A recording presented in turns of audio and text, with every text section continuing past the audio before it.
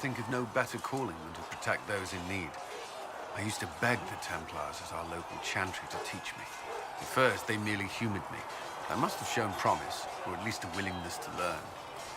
The Knight Captain spoke to my parents on my behalf. They agreed to send me for training. I was 13 when I left home. 13? That's still so young. I wasn't the youngest there.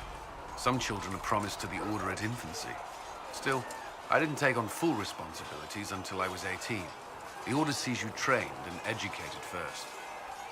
What about your family? Did you miss them? Of course, but there were many my age who felt the same.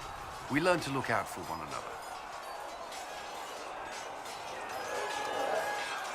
Prior to the Conclave, I'd only encountered Templars in the Circle.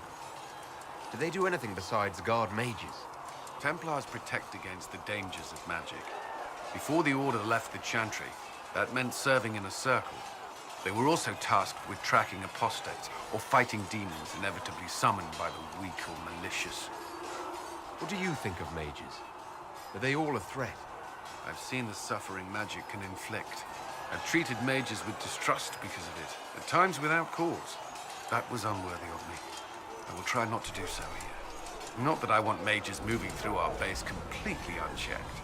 We need safeguards in place to protect people, including mages, from possession, at the least. I know how I spent my time in the Circle. But what was a typical day for a Templar? Typical. The last time I was in a circle was right before it fell apart. Nothing was typical. Before that, then? Certain rituals require a full guard. A mage's howling, for instance. I've attended a few. Most of the time, you merely maintain a presence, on patrol or in the circle, ready to respond if needed. Mages pretend to ignore that presence, but they're watching you just as closely. We would spend all day with Templars, and yet they rarely spoke to us. A habit often mistaken for coldness, I'm sure. But we are expected to keep a certain distance from our charges. If a mage is possessed or uses blood magic, you must act quickly, without hesitation. Your judgment cannot be clouded. Of course, ignoring one another does nothing to foster understanding. Do Templars take vows? I swear to the Maker to watch all the mages, that sort of thing. There's a vigil first. You're meant to be at peace during that time, but your life is about to change. When it's over, you give yourself to a life of service. That's when you're given a filter, your first draft of Lyrium and its power. As Templars, we are not to seek wealth or acknowledgement. Our lives belong to the Maker and the path we have chosen. That's all I wanted to know. Thank you. Another time, then.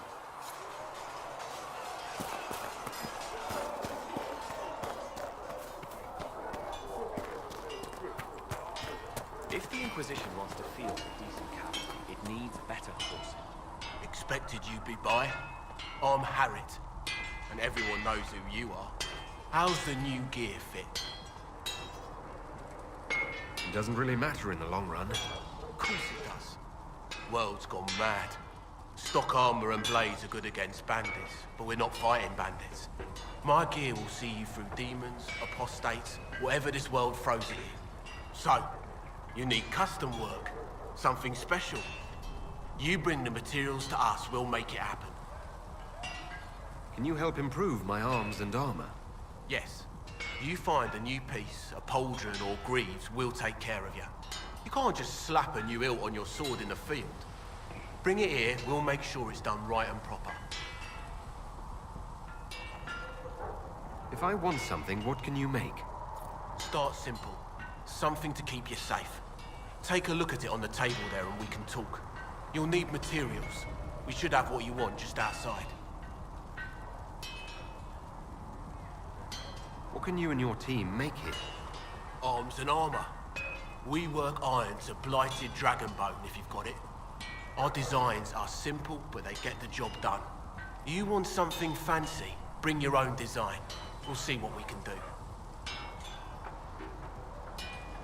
Goodbye. Right.